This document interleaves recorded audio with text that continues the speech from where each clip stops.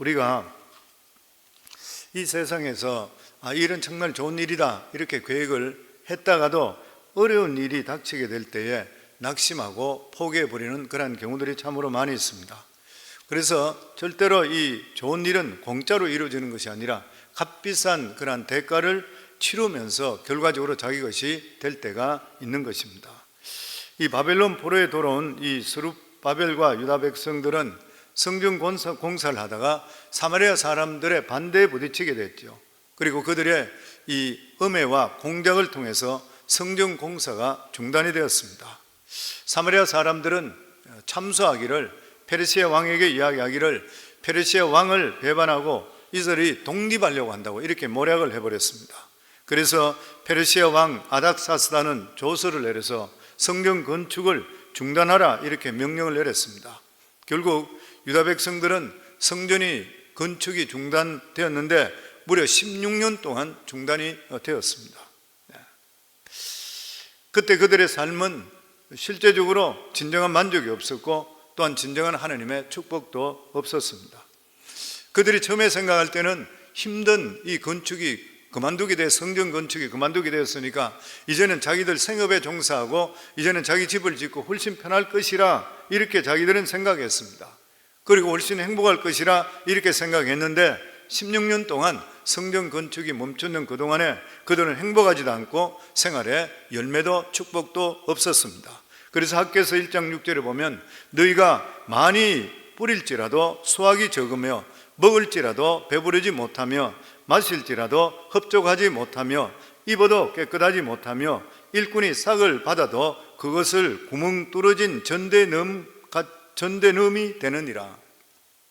실컷 벌었는데 남는 게 없는 거예요. 들어오기는 많이 들어왔는데 실제로 계산해보면 손해보는 경우가 생겨요. 똑같다는 것이죠. 저는 이걸 보니까 말라기의 11조와 마찬가지라 생각해요. 열심히 했는데 남는 게 없는 거예요. 말라기 3장 8절부터 12절까지 저희들 잘 아는 말씀이면 같이 한번 읽겠습니다. 사람이 어찌 하나님의 것을 도둑질을 하겠느냐? 그러나 너희는 나의 것을 도둑질하고 말하기를 우리가 어떻게 주의 것을 도둑질하였나이까 하는도다.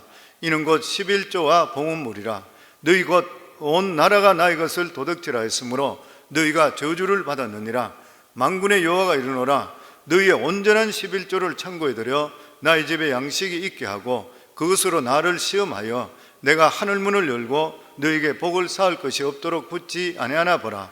만군의 여호와가 이르노라. 내가 너희를 위하여 메뚜기를 금하여 너희 토지 소산을 먹어 없애지 못하게 하며 너희 밭에 포도나무 열매가 기한 전에 떨어지지 않게 하리니 너희 땅이 아름다워짐으로 모든 이방인들이 너희를 복되다 하리라. 만군의 여호와의 말이니라. 우리가 하나님 뜻 가운데 온전히 살고 믿음으로 살고 이렇게 했을 때에, 그리고 온전한 11조를 했을 때 경계와 상관없이 어려움에 상관없이 우리의 삶을 하나님께 지켜주는 이 모습을 보고 여기 보면 이방인들이 너희들 복되라 하리라. 예수 믿지 않는 수많은 사람들이 보고 나서 우리를 복되다 이렇게 이야기하는 것이죠.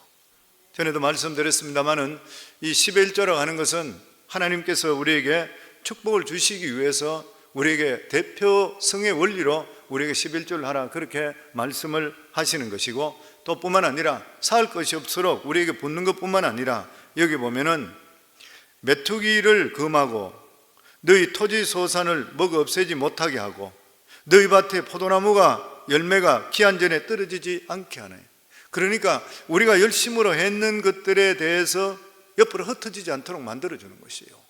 예전에도 11조 생각할 때마다 우리 성도님께 수차례 지금 말씀드리는 분, 저희 그 세금 클라이언트 여성도님, 그 1년 동안 벌은 것이 실제로 11조하고 5%도 수입이 늘지 않았는데 그분 간증이 보면 이 지금 말라기서 똑같잖아요. 자동차, 고물차를 가지고 있고 중고차를 가지고 있고 형편이 힘드니까 계속 자동차 원치로 갔는데 1년 동안 자동차 원치로 한 번도 간 적이 없고, 그리고 아이들이 곁길로 나가고 남매가 있었는데 말썽을 부리고 애들이 아주 불량아 같이 그렇게 해서 어머니 속을 썩이는데 1년 동안 아이들이 믿음 안에 들어오고 자기들이 파타임을 하고 어머니를 귀하게 여기고 이런 일이 벌어지는 거예요. 저한테 와서 간증했던 그거잖아요. 그러니까 성경에 여기 주신 말씀이 그대로입니다. 꼭 사람들이 11조 내가 하니까 나는 사올 것이 없도록 복을 받아서 내가 돈을 많이 벌 수 있다 이렇게 생각해서 하는 것이 아니라, 그뿐만 아니라 뭐 하나님 그렇게 보시게 하시죠.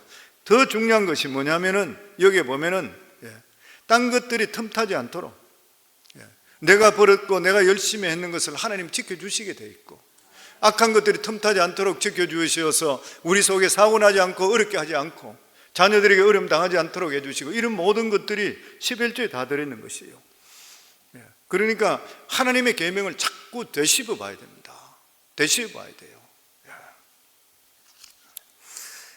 이들이 16년 동안 성경 공사가 중단되었을 때에 학계 선지자가 그들의 우선순위가 잘못됐다는 거예요. 하나님의 백성의 가장 중요한 것이 뭐냐면 하나님이 돼야 돼요. 하나님의 성전이 짓는 것이 중심이 돼야 돼요. 그리고 하나님께 대한 신앙이 회복되는 것이 먼저야 되는 것이에요. 이것을 먼저 하게 될 때 그의 나라와 그 일을 먼저 구하면 다른 것을 더하해 주시는 하나님이시죠. 왜냐하면 하나님은 눈에 보이지 않습니다. 하나님은 눈에 보이지 않기 때문에 조그마한 찬스만 주어지게 되면은 하나님께 드려지는 것이 아까워지기 시작하는 거예요. 헌신 자체를 안 하려고 그래요. 오늘날 교회도 마찬가지잖아요. 저희가 지금 팬데믹 기간을 지나면서 이제는 온라인으로 예배드리고 여러 가지 성경 공부도 온라인으로 할 수 있고 여러 가지 장점도 참 많이 있는데, 한편으로는 또한 여차하면 그냥 온라인으로 드리려고 그러는 거예요. 우리가 하나님께 나와서 새벽을 깨워 이런 것보다도 그냥 집에서도 적당히 드리려고 그러는 거예요. 이 마음 자세가 조금씩 자꾸만 사탄이 적은 구멍을 통해서 우리를 나태하게 만드는 것이에요. 말세가 될 때 어떻게 된다고요? 모이는 그들과 같이 모이는 것이 아니고 자꾸만 안 모이려고 그래요. 모임을 자꾸 파하려고 그런 것이에요. 그래서 오늘도 이렇게 새벽에 추운데도 불구하고 이 자동차 창문에 얼음을 제하면서까지 나오신 우리 성도님들 예수님 이름으로 축복합니다. 아멘. 이런 학계 선지자의 말에 스룹바벨이 용기를 얻었던 것이요. 우리가 이래서 안 되겠구나. 진짜로 16주인데 되돌아보니까 열심으로 살았는데 남는 것이 없었구나. 그래서 페르시아 왕의 허락도 받지 않고 죽으면 죽으리라는 각오로 성전 공사를 시작해 버립니다. 그러니까 이 스룹바벨의 신앙은 하나님이 페르시아 왕보다 더 강하시다, 더 위대하시다, 이런 믿음이 있었던 것이에요. 이것은 보통 결단의 믿음이 아닙니다. 생각해 보세요. 포로가, 그렇잖아요. 포로가 어떻게 지배자 왕의 명령을 거역할 수 있어요? 이건 에스더가 마찬가지로 죽으면 죽으리라는 각오 없이는 할 수가 없는 것이에요. 그러니까 이 스룹바벨이나 그 당시에 예수아나 이 지도자들의 신앙이 대단했던 거예요. 이렇게 왕의 명령을 거역하고 공사가 재개되었을 때 아니나 다를까 유브라데강 서쪽 책임자로 있는 총독들이 이 다리오 왕에게 보고서를 보내서 유다의 이 지도자들이 자기 마음대로 성전을 짓는데 실제로 고레스 왕이 성전을 지어도 좋다는 조서를 내린 적이 있습니까? 이것을 확인해 주세요. 연락을 보냈던 것이에요. 그래서 그 당시에 다리오 왕이 명령을 내려서 왕의 문서 창고를 뒤졌는 거예요. 그러니까 수도에서 멀리 떨어져 있는 메데도 맥데바 궁에 극적으로 고레스 왕의 이 조서가 발견됩니다.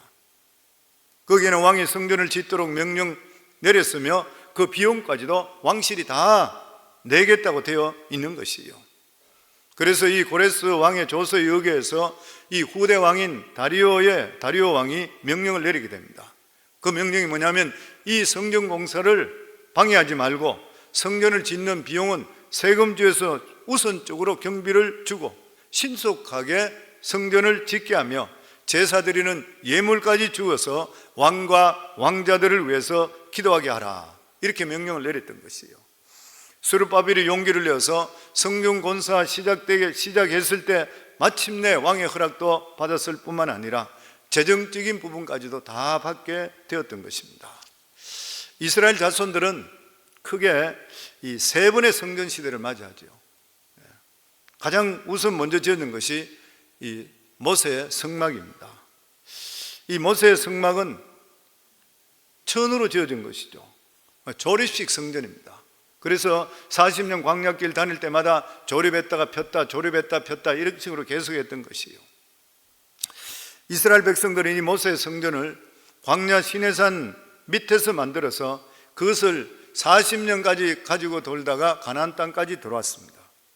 그리고 두 번째 성전이 솔로몬 성전이에요.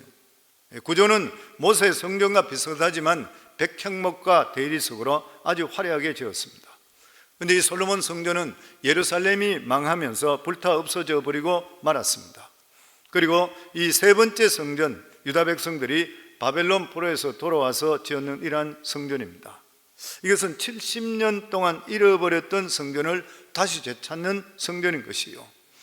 그리고 예수님 당시에 헤롯 성전이 있었는데 이것은 스룹바벨 성전을 다시 고쳐서 화려하게 지었는데 예수님 때에 이미 46년째 짓고 있었습니다. 46년째 개축하고 있었던 거예요. 개축 공사를 하고, 그리고도 계속 공사를 더해서 80년 정도 걸려서 공사가 완성되었습니다. 그런데 이 헤롯 성전이 80년이나 걸려 완공했지만 완공한 지 6년 만에 이스라엘과 로마의 전쟁에서 완전히 파괴되어 버리고 말았던 것이에요.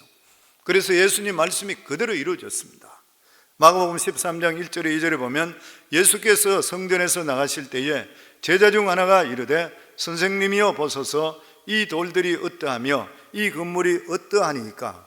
어마어마하게 짓고 있는 거예요. 46년 동안 짓고 있는 이 성전 보고, 그때 예수님께 이르시되 내가 이 큰 건물들을 보느냐 돌 하나도 돌 위에 남지 않고 다 무너뜨려지리라 하시니라. 예수님 당시 헤롯 성전이 개축 기간이 46년이나 되었다고 했으니 이 완공이 되는 게 80년 후인데 그 후에 6년 후에 완전히 무너진 것을 계산해서 예수님의 예언이 이 40년 후에 정확하게 이루어진 것을 알 수 있는 것이에요. 하나님 말씀은 절대로 이루어집니다. 마태복음 5장 18절에 진실로 너희에게 이르노니 천지가 없어지기 전에는 율법의 1.1획도 결코 없어지지 아니하고 다 이루리라. 그래서 하나님 말씀 보시고 그리고 이 말씀대로 사시려 그러고 그 말씀 붙들고 기도하게 될 때에 하나님의 능력은 우리 속에 임할 줄을 믿습니다. 그런데 이 세 번의 성전은 다 특징이 있습니다. 모세의 이 성전의 특징은 아주 간단하고 단순하죠. 그러면서도 하나님과 이스라엘 관계를 보여주는 그러한 성전입니다. 하나님은 이 성전을 통해서 하나님은 이스라엘의 하나님이 되셨고 이스라엘은 하나님의 백성이 되었습니다. 다시 말하면 이 성전을 통해서 하나님과 이스라엘 백성이 하나 되었던 것이요. 보통 언약으로 하나 된다고 하는 것은 이것은 결혼할 때 사용하는 표현입니다. 그 이스라엘과 하나님과는 결혼해 버렸던 것이요. 신랑 신부는 남남이지만 결혼함을 통해서 결혼의 언약을 통해서 하나 되는 것이죠. 부부 되는 것입니다. 그때 그들이 사용하는, 결혼하면 어떻게 돼요? 신방을 사용하잖아요. 그래서 어떤 학자는 그렇게 표현했어요. 성전은 하나님과 이스라엘 백성들의 신방이다. 만나는, 같이 있는 장소라고 했어요. 시내산에서 신랑 신부의 언약을 맺고 광야에서 신여행을 하고, 그리고 하나님은 이스라엘 백성들의 죄를, 짐승을 잡아 피를 뿌려 죽임을 통해서 하나님께서 사해 주시고 그들의 죄를 책임져 주셨는 것이에요. 그리고 하나님은 이스라엘 백성들이 성전에서 부르짖는 기도들마다 다 들어주셨습니다. 레위기 26장 12절에 보면 나는 너희 중에 행하여 너희의 하나님이 되고 너희는 내 백성이 될 것이라. 우리가 예수 그리스도로 말미암아 하나님의 자녀 되었다 그러면은 하나님께서 우리의 하나님이 되시고 우리의 아버지가 되시고 우리는 하나님의 자녀 되고 우리의 모든 삶을 하나님이 책임져 주시는 거예요. 여기 보면 나는 너희 중에 행하여 너희 하나님이 되고 너희는 내 백성이 될 것이라. 무슨 말이에요? 내가 너희 하나님 됐으니까 내가 너를 책임지겠다는 거예요. 나는 이제 너희의 하나님이라는 것이에요. 너희는 내 백성이라는 것이에요. 하나님이 책임져 주시는 하나님의 백성, 그리고 하나님의 자녀되게 해주신 것, 이것이 얼마나 귀한 축복인지를 모르는 것이에요. 지혜와 능력이 완전하신 하나님께서 우리의 아버지가 되시고 우리를 책임져 주시고 우리를 인도해 주신다는, 이것은 얼마나 우리들에게 행복된 일인지 모르는 것입니다. 그래서 우리 부모님들이 늘 말씀드린 대로 자녀들이 부모를 부모님이 자녀 못 책임지잖아요. 우리가 자녀 어떻게 책임져요? 자녀를 누구 책임지시게 해야 돼요? 하나님 책임지시게 해야 돼요. 그래서 기도하셔야 되고 자녀들이 믿음 안에 들어올 수가 있어야 되는 것이에요. 뿐만 아니라 우리가 드려지는 그러한 기도들도 하나님께서 들으셔요. 우리 보고 기도하라 그래. 하나님께서 응답하시기 위해 기도하라 그래요. 예레미야 33장 2절에 3절에 보면은 이를 행하시는 여호와, 우리 같이 읽겠습니다. 이를 행하시는 여호와, 그것을 만들어 성취하는 여호와, 그 이름을 여호와는 이와 같이 이르노라. 너는 내게 부르짖으라. 내가 내게 응답하겠고 내가 알지 못하는 크고 비밀한 일을 내게 보이리라. 요한복음 16장 24절도 같이 읽습니다. 지금까지는 너희가 내 이름으로 아무것도 구하지 않았으나 구하라 그리하면 받으리니 너희 기쁨이 충만하리라. 기도는 왜 해야 돼요? 하나님께서 원하셔요. 하나님 들어주시기 위해서 원하시는 거예요. 아멘. 구원받은 하나님의 자녀의 가장 큰 축복이 뭐냐면 기도 응답의 축복입니다. 기도하실 때에 성경을 우리가 구절을 알고 나서 하나님 부르짖으라 그랬잖아요. 비밀한 것을 보여주신다 그랬잖아요. 저희 삶 속에 이게 나타나게 해주소서. 우리가 그렇게 기도할 수가 있어야 되는 것이에요, 보면. 그리고 두 번째, 이 솔로몬 성전의 특징은 이 가나안 정복을 끝내고 이스라엘이 신정 정치로 들어가고 신정 정치를 나타내는 그러한 성전입니다. 하나님께서는 다윗의 그 믿음과 충성심을 보시고 내 마음에 합한 자라 그래서 다윗 왕가를 통해서 이스라엘 전체에 정치적인 안정을 주셨습니다. 그리고 다윗의 언약이 뭐냐면은 다윗의 후손들이 신앙에서만 떠나지만 않게 된다면 하나님께서 그 왕 한 사람 보고 무조건 복을 주겠다는 거예요. 굉장히 중요하죠. 성도는 우리 한 사람 한 사람의 가정에서 올바른 신앙만 바로 가지시면 그 사람 때문에 가정이 복을 받고 주위가 복을 받게 되어 있습니다. 아멘. 이스라엘은 나라이기도 하지만 교회이기도 한 것이죠. 우리가 생각할 때는 신정 정치가 가장 이상적인 정치라 이렇게 생각할 수가 있죠. 그러나 이것은 리더가 좋을 때는 모르지만 한번 타락하기 시작해버린 것 같으면 엄청스러운 부정과 부패가 일어납니다. 신정 정치에서 가장 무서운 죄가 뭐예요? 이단인 것이죠. 그래서 신정 정치할 때는 이단은 화형시킵니다. 옛날에 중세시대 때 그랬잖아요, 보면은. 이 지상에 아직까지도 신정 정치가 이루어지는 나라가 있습니다. 우리가 잘 알고 있죠. 로마에 있는 바티칸이라는 작은 가톨릭 나라입니다. 최고 통치자가 교황이고 전 세계에 대사를 지금도 보내고 있는 것이에요. 어떻게 생각하면은 영적 지도자가 세상도 통치하고 뭐 이러면은 굉장히 좋을 것 같은데 인간은 본성상 타락되어 있기 때문에 말씀을 전하는 자가 권력까지 만약에 가지고 있다 그러면 교만하기 쉬운 거예요. 우리 인간은 죄성을 가지고 다 있기 때문에 절대 권력이 주어지면 타락하게 되어 있습니다. 그래서 우리는 하나님의 이러한 큰 말씀을 우리가 가지고 있는 사람일수록 더욱더 겸손해야 되는 거예요. 그리고 섬길 수 있어야 되고 복종하는 자세를 가질 수가 있어야 되는 것입니다. 솔로몬은 성전을 짓고 나서부터는 편안하게 살아버렸는데 실제적으로 솔로몬이 큰 실수했는 게 뭐냐면 성전을 짓고 나서 말씀을 운동을 일으켰어야 돼요. 전체 이스라엘이 말씀으로 일으켜야 되는 것이에요. 그런데 솔로몬과 그 솔로몬의 후손들은 어땠습니까? 정권만 잡으려고 했는 것이지 진정한 부흥을 일으키지 못했기 때문에 결과적으로 예루살렘은 부패해버리고 말고 그리고 결국 바빌론에서 망해버리고 말았던 것입니다. 그리고 세 번째가 이 본문에 말씀하는 스룹바벨 성전의 완공을 말합니다. 이 스룹바벨 성전은 바벨론 포로에 돌아온 자들이 지었던 그러한 성전입니다. 이 성전은 유다 나라가 완전히 어떤 회복되지 못한 상태에서 지배받는 왕의 허락을 받아서 지었던 성전이죠. 초라한 성전입니다. 그러니까 이것은 이 바벨론 스룹바벨 성전이 모세나 그리고 또한 솔로몬의 성전과 같을 수는 없는 것이요. 왜냐하면 일단 돌아온 사람들이 많지를 않았었는 것이고 또 뿐만 아니라 나라도 독립하지 못한 그러한 상태였었습니다. 그리고 이 스룹바벨 때는 성전 때는 정치와 종교가 완전히 분리되었습니다. 정치는 페르시아 왕이 하는 거예요. 그리고 성전은 오직 기도하고 하나님 말씀을 전가하는 신앙의 중심지가 되었습니다. 마치 예수님 말씀하셨듯이 가이사의 것은 가이사에게 바치고 하나님 것은 하나님 것, 로마 시대와 똑같았던 그러한 것이죠. 이 정치와 종교가 분리되었습니다. 그런데 정치와 종교가 분리되면은 하나님의 백성들에게는 어떤 문제가 있냐면 이중적인 부담이 있게 되죠. 이중적인. 신앙생활은 신앙생활도 해야 되고 세상적인 삶은 세상적으로도 열심히 살아야 됩니다. 그런데 이때 단 장점이 있습니다. 이 장점이 뭐냐면은 정치와 종교가 분리되어 있으면은 우리가 믿음으로 살아가는 그 모습을 세상 사람들에게 증거하기는 굉장히 좋은 것이요. 내가 예수 믿고 구원받고 은혜 속에 살 때 이런 모습이다 보여줄 수 있어요. 만약에 신정 정치화 되게 되면 모든 사람이 무조건 억지로 개종해야 됩니다. 예수를 믿지 않는데도 불구하고 자기들은 무조건 예수 믿는 것 같이 살아야 되는 것이요. 그런데 우리들은 이러한 분리되어 있는 사회에 살고 있을 때는 우리가 예수를 바로 믿음을 통해서 복음으로 세상과 승부할 수 있는 거예요. 옥석을 가릴 수 있는 하나님의 축복을 더 받을 수 있는 그러한 역사가 임할 줄을 믿습니다. 그리고 더더욱이나 이 스룹바벨 성전은 네 번째 성전으로 넘어가는 과도기입니다. 왜냐하면 스룹바벨 성전에는 성령이 오시지를 않았습니다.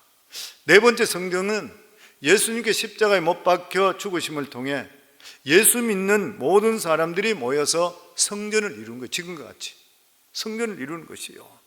예수님 십자가에 죽으시고 승천하시면서 나 아닌 다른 보혜사를 너희들에게 보내주신다 그랬습니다. 근데 보혜사가 예루살렘 성전에 임한 것이 아니라 마가의 다락방에 기도하는 믿음의 성도들 위해 임했습니다. 그러면서 믿음의 사람들이 성전이 되었고 우리 각자가 성령께서 우리 속에 들어오심을 통해 하나님을 우리가 모시는 성전이 되었는 거예요. 그래서 우리 자신의 삶이 거룩하고 성결하고 깨끗한 삶을 살아갈 수 있어야 되는 것입니다. 이제 우리는 하나님께서 우리 속에 계시기 때문에 우리가 다른 사람들의 죄들을 용서하고 그리고 그들을 보호하고 우리가 그들에게 대해서 섬길 수 있는 삶을 살고 그리고 우리는 이제부터는 우리 속에 성령 하나님께서 우리가 계시기 때문에 우리는 마귀들과 싸워서 우리는 계속적으로 죄를 이기며 살아갈 수 있게 되는 것이에요. 이제 우리는 직접 우상을 파괴하거나 가늠한 자를 처벌하는 그런 것이 아니라 죄를 짓게 만드는 사탄과 싸워서 끊임없이 우리 삶이 승리할 수 있어야 되는 것이에요. 이게 오늘 여기까지 주시던 그런 말씀입니다. 그리고 오늘 말씀 간단한 말씀 다시 한번 쭉 있는 말씀을 제가 간추려서 말씀드렸어요. 우리 6절에서 저희들 마지막으로 8절까지 저희들 한번 같이 읽습니다. 이제 유브라데 강 건너편 총독 닷드네와 스달보스네와 너희 동관 유브라데 강 건너편 아바삭 사람들은 그것을 멀리하여 하나님의 성전 공사를 막지 말고 유다 총독과 장로들이 하나님의 이 성전을 제자리에 건축하게 하라. 내가 또 조서를 내려서 하나님의 이 성전을 건축함에 대하여 너희가 유다 사람들의 장로들에게 행할 것을 알리노니 왕의 재산 곧 유브라데 강 건너편에서 거둔 세금 중에서 그 경비를 이 사람들에게 끊임없이 주어 그들로 멈추지 않게 하라. 스룹바벨의 성전 공사를 방해하는 자나 페르시아 왕을 두려워할 때는 스룹바벨이 왕을 두려워했을 때는 아무것도 할 수 없었던 것이죠. 그런데 학개 선지자의 말을 듣고 나서 죽을 각오를 하고 성전 공사를 했을 때 하나님께서 극적으로 일을 하셨습니다. 도저히 찾을 수 없었던, 왕궁에 찾을 수 없었던 그러한 고레스 조서를 발견했을 뿐만 아니라 다리오 왕의 마음을 바꾸어 주어서 성전 공사를 적극적으로 돕게 만들었던 것입니다. 하나님께 스룹바벨이 다리오 왕의 도움으로 성전을 짓게 함을 통해서 몇 가지 사실을 볼 수 있습니다. 그 하나는 뭐냐면은 하나님께서는 얼마든지 믿지 않는 그러한 이방 왕을 통해서도 일할 수 있다고 하는 것이에요. 안 믿는 사람을 통해 해외 선교사들을 통해서 많이 경험하는 그러한 일입니다. 믿지 않는 대통령이나 그리고 수상들을 통해서 선교가 확장되는 그런 모습을 볼 수 있게 되는 것이에요. 또 여기 보면 다리오 왕이 이렇게 성전 건축의 적극적인 이유에 대해서 향기로운 제물을 드리고 왕과 왕자의 생명을 위해 기도하라 그랬습니다. 그래서 학자들이 이야기할 때 아마 이 사람도 느부갓네살 왕과 마찬가지로 하나님의 살아계시나 하나님에 대해서 체험했을 기회가 있었을 것이라 그렇게 이야기해요. 그리고 오늘 우리가 이 시간에 이 말씀을 통해서 궁금해지는 것은 하나님을 믿지 않는 정치인이나 대통령이 자기를 위해서 기도를 부탁한다든지 다리오 왕과 마찬가지로 혹은 우리가 그들을 위해서 기도해 줬을 때 효력이 있느냐 하는 거예요. 이것은 그러나 굉장히 중요한 기도입니다. 왜냐하면 사탄의 가장 먼저 표적되는 자가 누구냐면은 통치자들입니다. 정치가들인 거예요. 정치가들이 사단의 꾀에 넘어가게 될 때는 교회가 다치게 됩니다. 교회가 어려움을 당하게 되는 것이죠. 그래서 우리는 사탄이 정치가를 충동질해서 하나님을 대적하지 못하도록 우리는 끊임없이 기도해야 돼요. 끊임없이 기도해야 됩니다. 그렇게 할 때 하나님께서 나라를 지켜주시게 되어 있는 것입니다. 뿐만 아니라 하나님께서는 하나님의 백성이나 주의 종을 도운 자들을 결코 잃지 않고 하나님께서 복을 주십니다. 하나님께서는 주의 종들이 하나님 일을 하는데 여러 가지 어려운 일을 당할 때에 믿지 않는 자들까지도 통원해서 돕게 만들어 주시는 거예요. 믿지 않는 자들을 통해서도 복음이 전거되잖아요. 우리 교회 새로 오신 분 중에 안 믿는 사람이 전도에 오신 거 아세요? 성도님들이 전도를 안 하니까. 어떤 사람이 가게 가서, 한국 사람 가게 가서 있다가 교회를 내가 찾는데 어디 교회를 혹시 아냐? 나는 예수는 안 믿지만 성광교회라는 게 좋은 교회라 그러니까 글로 가시고 전도에 우리 교회 온 분이 있어요. 우리 교회가 그런 교회예요. 감동이 별로, 내가 설교할 때 느끼거든요. 성도님들, 우리가 복된 장소에서 복된 예배 드리는 게 얼마나 복인지 아십니까? 아멘? 다리오 왕은 성전 짓는 것을 방해하는 자들을 그 집 기둥을 뽑고 집을 무너뜨리고 그 사람의 목을 매달아 죽이고 그 집을 거름더미로 만들어 버린다고 명령했습니다. 스룹바벨은 사람을 두려워하지 않고 공사를 시작했을 때 엄청난 복을 받게 되었던 것이요. 그리고 드디어 다리오 왕 6년에 성전이 완공됩니다. 다리오 왕 6년은 주전 516년입니다. 예루살렘이 망한 것이 주전 586년이에요. 그러니까 꼭 70년 되네요. 꼭 70년이에요. 그러니까 유다 백성들이 이 포로 생활은 예루살렘의 성전이 무너지고 성전이 다시 재건될 때까지 그 기간 전체를 이야기해요. 거기 70년이에요. 그동안 그들에게 예배 자유가 없었습니다. 우리 믿는 자들이 예배 자유가 없다면 어떻게 살 수 있어요? 우리가 알아야 될 것이 진정한 이러한 축복이 회복되는 것은 우리가 하나님 말씀으로 다시 돌아가고 그리고 영적으로 성전이 건축되었을 때고 우리에게 영원한 우리에게 예배 자유가 있을 때인 것이에요. 교회가 진정으로 말씀 중심이 되고 온 교회가 말씀 중심으로 하나 되었을 때 그때 진정으로 포로가 해방되는 것이에요. 우리 마음, 우리가 눌렸던 모든 것에서 자유함이 임하게 되어 있는 것입니다. 그렇기 때문에 우리에게 가장 중요한 것은 단순히 그냥 교회 건물을 짓거나 예배 드린다고 되는 것이 아니라 완전히 말씀 중심적인 그러한 교회로 회복될 때에 본격적인 하나님의 부흥의 축복의 시대가 시작이 되는 것이요. 부흥은 이렇게 하나님 말씀으로 다시 돌아가는 것입니다. 그때 하나님의 성령이 우리 속에 임하게 되는 것이요. 그럴 때 우리 마음이 그렇게 기쁠 수가 없는 것입니다. 그때부터 우리가 하나님께 기도드릴 때 기도 응답의 역사가 임하게 되어 있는 것이요. 우리 교회는 지금까지 기도 응답해 주시고 수도 없이 많이 있어요. 정말 하나님의 주신 은혜를 말로 할 수가 없는 것이요. 저는 우리 교회가 살아있는 생명 유기체라고 확실하게 믿습니다. 하나님의 살아계심을 체험하며 살아갈 수 있게 되는 것이죠. 우리가 영적으로 하나님께 온전한 예배를 드리고 영적 성전이 지어지면 그때부터 나타난 것은 기도 응답이 계속적으로 일어나고 하나님의 역사는 나타나게 되어 있는 것입니다. 그런데 이 사탄은 시시때때로 호시탐탐 노리고 있는 것이요. 그래서 우리들은 끊임없이 기도해야 되는 것입니다. 우리 교회를 위해서 계속적으로 기도하셔야 되고 교회를 위해서 기도하는 분은 하나님 기뻐하세요. 그리고 우리가 살고 있는 이 미국을 위해서 계속 기도하셔야 됩니다. 이제는 우리 후손들이 여기서 앞으로 수십 대, 수백 대까지 우리 주님 재림할 때까지 계속 있어야 될까요? 이제는 아마 여기서 한국으로 돌아가는 우리 자녀들이 과연 몇이나 되겠습니까? 우리가 지금 여기에 하나님께서는 약속의 땅에 보내주셨으니까 여기가 올바로 되기 위해서는 저희들이 이 나라를 위해서 기도하고 위정자들 위해서 기도하셔야 돼요. 대통령을 위해 기도하셔야 되고 당파를 떠나서 이 나라를 위해서, 그리고 우리가 신앙생활을 바라기 위해서 기도해야 돼요. 그리고 두고온 우리 대한민국을 위해서도 우리 성도님 끊임없이 기도해야 돼요. 나라가 강건해져야지 우리가 미국에서 위상이 얼마나 좋아져요. 우리 자녀들이 지금은 어저께도 보니까 우리 그 손주들 학교 가서 한국 그 옷 다 입고 이런 거 한국을 소개하는 그걸 보여주더라고. 그 한국 아이들이 선생님이 한복 입고 나오게 되고 여선생이 한복을 빌려줘가 입혀가지고 나오게 되고 아이들 전부 다가 한국 관습 보여준다고 전부 엎드리고 세배하는 거, 미국 애들이 전부. 한국을 지금 너무 가깝게 생각하는 거야 보니까. 그러니까 우리 대한민국도 건강해질 수 있고, 그리고 정치도 잘 되고 신앙적으로 잘 될 수 있도록 해요. 이 계속적으로 뭐예요?